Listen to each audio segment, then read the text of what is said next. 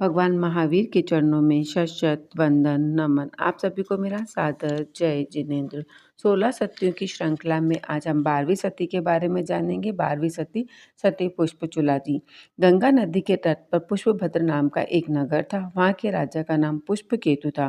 पुष्पकेतु की पत्नी का नाम पुष्पवती था। रानी पुष्पवती जिन शासन की सच्ची श्राविका थी। पुष्पवती रानी के उदर से एक बालक और एक बालिका यानी कि युगल का जन्म हुआ। बालक का नाम पुष्पचूल व बालिका का नाम पुष्पचूला रखा गया। जुड़वा होने के कारण दोनों के बीच अत्यंत प्रेम था। बचपन से ही दोनों को धर्म के संस्कार दिए गए थे। दोनों ने बड़ी ही मेहनत से विद्या अध्ययन की और महारत हासिल की।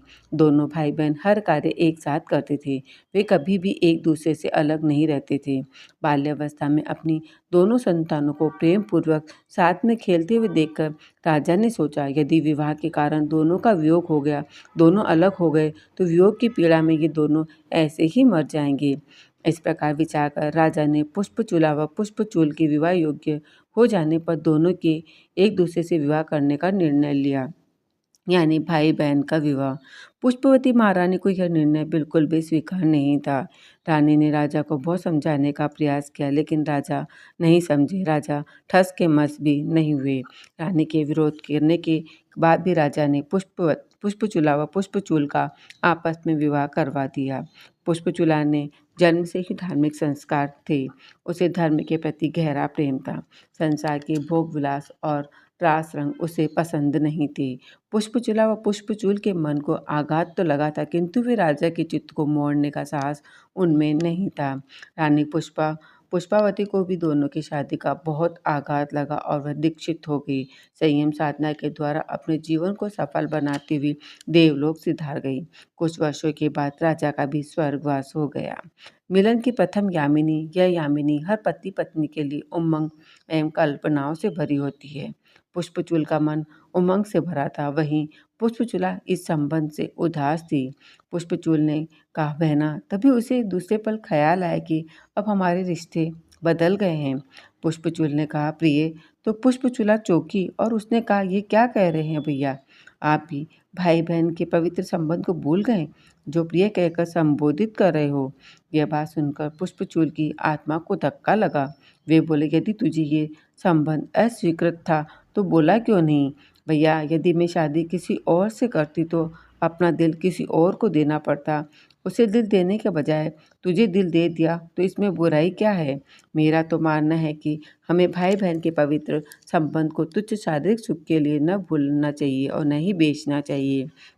अपितु इस संबंध को जिंदगी भर निभाते हुए चलें। आत्मा से आत्मा के जाल जुड़े। पुष्पचूल ने कहा, तू और तेरे विचार कितने महान है कि आज तूने मुझे गलती की गर्द में जाने से उभार लिया। मैं तेरे विचारों से सहमत हूँ। अब हम व्यवहारिक तौर पर पति पत्नी के संबंध से भले ही पुकारे जाएं, पर हृदय से जन्मजात जो निर्मल पवित्र अनुराग है, उसे आजीवन निभाते रहेंगे।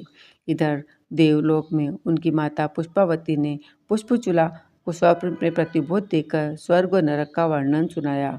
अर्णिका पुत्राचार्य के सानिध्य को प्राप्त करने की प्रेरणा दी। पुष्पचूला अर्णिका पुत्राचार्य के श्रीमुख से स्वर्ग व नरक का स्वप्न के समान वर्णन सुनकर प्रतिबद्ध हुई। नरक के असहनीय दुखों की परंपरा व स्वर्ग के सुखों की नश्वरता ने पुष्पचूला की मोह निंद्रा उड़ा दी। उसने समझ लिया कि मनुष्य का जीवन बहुत उत्तम है और सदैव स्थिर रहने वाला नहीं है। पुण्य की पूंजी खर्च करने पर यह जन्म मिलता है, अतः मनुष्य जन्म पाकर पाप करना उचित नहीं है। पुण्य की पूंजी को बढ़ाना चाहिए। पुष्पचूला धर्म की आराधना में लग जाती है। उसकी रातें ध्यान व कायोत्सर्ग में बीतती है, वह दिन स्वाध्याय व सत्संग में। उसे खाने पीने ओढ़ने पहनने का भी कोई रुचि नहीं रहती। इतना सब करने पर भी उसके चित्त को संतोष नहीं था। वह शांति के साथ एकांत धर्म की आराधना करना चाहती थी। उसे पूर्ण शांति प्राप्त करनी थी। राजमहल को छोड़े बिना पूर्ण शांति प्राप्त नहीं हो सकती थी। पुष्पचूला ने पुष्पचूल से दीक्षा की आज्ञा मांगी।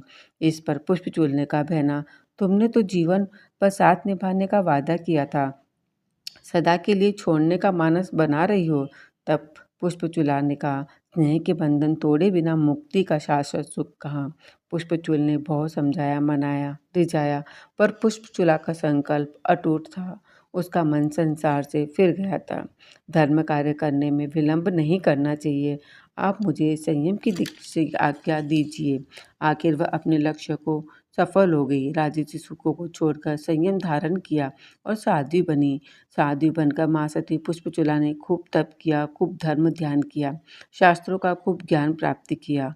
दूसरी साध्वियों की सेवा करने में रुचि रखने लगी। परमात्मा के दिव्य तप का अनुमोदन करते करते केवल्य ज्ञान हो गया। फिर भी वह सेवा करने के लिए तैयार रहती थी। एक दिन की घटना यूँ बनी कि माँ सती पुष्पचूला भिक्षाचार्य के लिए गई, पर बाद में बरसात आ गई। बरसात के रुकने पर वह आचार्य भगवान की सेवा में पहुंची। आचार्य प्रभु ने पूछा, अरे पुष्पचूला, तुझे संयम का बोध है या नहीं? बरसात में पानी लेकर आई। चारों तरफ पानी बिखरा पड़ा हुआ है और पानी की प्रत्येक बूंद में असंख्यात जीव है और तू उन सब पर पाँव धराई। कितनी विराधना की, उसका तुझे प्रायश्चित लेना होगा। सती पुष्पचूला ने विनम्र होकर कहा, गुरुदेव, प्रायश्चित लेने की कोई आवश्यकता नहीं है, क्योंकि मैंने सचित दल का स्पर्श तक नहीं किया है। पुष्पचूले, तू तो ऐसे कह रही है जैसे तुझे केवल ज्ञान हो गया है। अन्यथा पानी कहाँ सचित कहाँ अचित, इसका तुझे बोध कैसे हो सकता है? पुष्पचूला ने कहा, हाँ गुरुदेव, मुझे केवल्य ज्ञान हो गया है। अब सूक्ष्म बादर का कोई भेद नहीं रहा, केवल ज्ञान। आचार्य का मुंह खुला का खुला रह गया। वह बोली, हाँ गुरुदेव, आपकी कृपा का ही परिणाम है। आचार्य बोले, हो, मैंने केवल ज्ञान की आशा न कर डाली। भगवती, मुझे क्षमा कर दीजिए। क्रोध में मैंने न जाने क्या क्या कह डाला। आचार्य श्री ने पूछा, भगवती, मैं चरम शरीरी हूँ या अचरम शरीरी? आचार्य परिवार, आप चरम शरीरी हैं। आपको गंगा नदी पर पार करने पर केवल ज्ञान होगा। सती पुष्पचूला ने केवली पर्याय में संसार के प्राणियों को धर्म का उपदेश देकर और 4 शेष घाती कर्मों का क्षय कर माँ सती जी ने अंत में मोक्ष प्राप्त किया। मोक्ष जाने वाली सतियों में पुष्पचूला जी का नाम आता है। माँ सती पुष्पचूला सांसारिक सुख भोगों के होते हुए भी सुखों को ठुकरा कर वैराग्य धारण किया था। मैंने आपको पुष्पचूला जी के बारे में कुछ जानकारी दी है। अगर इसमें कुछ गलत कहा हो तो आप मुझे क्षमा करें। तस्मिच्छामि दुक्कडम। सादर जय जिनेंद्र।